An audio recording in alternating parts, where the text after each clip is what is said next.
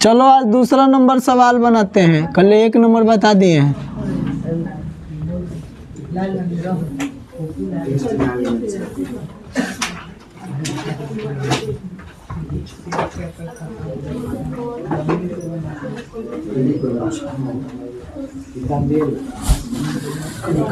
देखो दूसरा नंबर सवाल दिया है कि 2/√x प्लस 3/√y बराबर कितना है 2।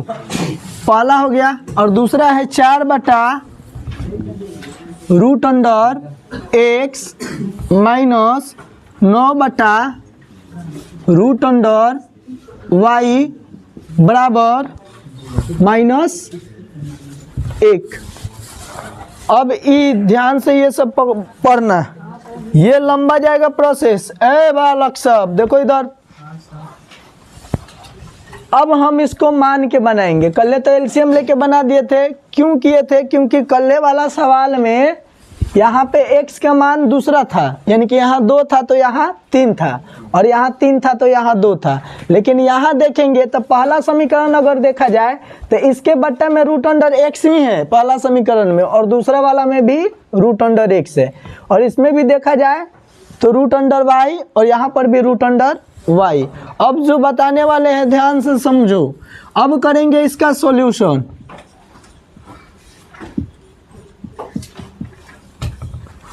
यहाँ देखो, इसमें अगर हम कह दे कि x वाला में कॉमन क्या हो सकता है तो √x, इसमें भी है √x, इसमें भी है, इसमें y है और इसमें √y है। तो हम एक काम करेंगे, आसान बनाने के लिए, इसको रैखिक समीकरण में बदलने के लिए हम इस यहाँ 2 लिखा हुआ है ना 2, तो समझो कि यहाँ तो एक छिपा रहता है, एक रहता है ना, तो इसको हम मान लेते हैं कि माना 1/√x बराबर u है। हम मान लिए कि 1/√x बराबर क्या है u है, यानी कि कहने का मतलब है कि जहाँ 1/√x आएगा ना उसके जगह पे हम क्या रखेंगे u। और एक और मानना है कि 1/√y बराबर हम क्या मान ले भी मान लेते हैं, यानी कि इसका कहा नाम है कि हम 1/√y के जगह पे क्या रख सकते हैं भी रख सकते हैं। देखो यहाँ पे वही चीज़ दिया हुआ है, यहाँ इसके जगह पे यहाँ पे एक छुपा है ना, तो 1/ यहाँ पे क्या है √x, और इसके जगह पे हम क्या रखेंगे u। तो 2 में u से गुना करेंगे। अगर हम प्रश्न अनुसार अगर लिखे प्रश्न अनुसार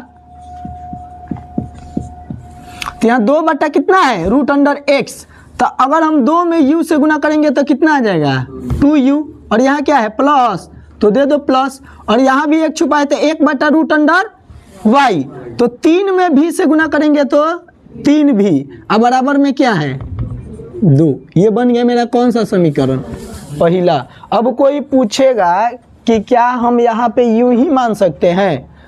नहीं, हम x और y को छोड़ाकर बाकी ABCD में के अल्फ़ाबेट में के कोई भी मान सकते हैं, A भी मान सकते हैं, B भी मान सकते हैं, और C D जो भी हो मान सकते हैं, लेकिन x y नहीं मान सकते क्योंकि ये पहले दिया हुआ है, बाद में जाके टकरा जाए।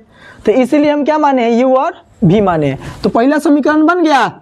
अब दूसरा समीकरण में भी वही चीज़ देखो दिया है कि यहाँ भी क्या है 1/√x, और 1/√x का मान कितना है u, तो यहाँ 4 में u से गुना कर देंगे तो 4u, और यहाँ क्या है माइनस, तो माइनस दे देते हैं। यहाँ पे भी 1/√y है, तो 1/√y का मान कितना है v, तो 9 में v से गुना करेंगे 9v, अब बराबर यहाँ क्या हो जाएगा ये कौन सा, देखो तो कोई मिला है इसमें u और v का मान नहीं ना, तो बराबर करना पड़ेगा। इसमें माइनस वाला कौन है u की v कौन है, v का मान माइनस में है देखो यहाँ पे, तो हम इसी को बराबर करेंगे क्योंकि चिन्ह बदलना नहीं पड़े। अगर इसको हम बराबर कर दिए तो चिन्ह बदलना पड़ेगा, तो हम क्या करते हैं कि इसको हम बराबर कर लेते हैं। तो जब बराबर करेंगे तो इसमें कितना से गुना करना पड़ेगा 3 से, तब ना 9 बनेगा।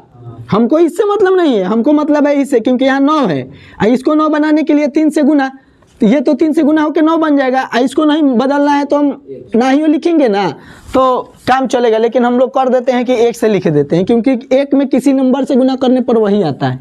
यहाँ भी नहीं भी लिखेंगे ना तो काम चलेगा। अब करो गुना, तीनों में गुना करना है। 3 में 2 से गुना करेंगे 6u प्लस है प्लस 3 3 का 9 भी बराबर, फिर 3 दूना के 6, और फिर इसमें सबका 1 का पहाड़ा पढ़ेंगे तो 4u माइनस 9 भी बराबर -1। अब देखो ये बदलना नहीं ना पड़ा, कट गया, प्लस माइनस गया। अब हयो जोड़े है हयो जोड़े है, तो 6 बचा 10u बराबर, ये तो घटा हो गया, 6 प्लस में आई माइनस में, तो 6 में से 1 गया 5। हमको किसका मान निकालना है? u का। तो ये जो 10 गुना में है तो इधर आएगा तो बटा में, तो 5 याद रखना है कि ऊपर जाएगा और 10 नीचे, ना तो बड़ा वाला ऊपर कर देगा लोग तो खत्म हो जाएगा। तो u का मान मेरा कितना आ गया? 1/2। 5 कम 5, 5 दूना के 10। इसलिए तो समझाया है यहाँ पे कि गड़बड़ मत कर देना, नहीं तो ऊपर 10 हो जाएगा नीचे, क्योंकि पहले वाला नंबर पहले ही लिखाता है और बाद वाला नीचे आता है। तो u का मान मेरा कितना आ गया? 1/2। अब हमको किसका मान निकालना है? v का। तो किस समीकरण में रख दे? पहला में। समीकरण 1 में u का मान रखने पर, तो समीकरण 1 क्या है? तो 2u प्लस 3v बराबर 2।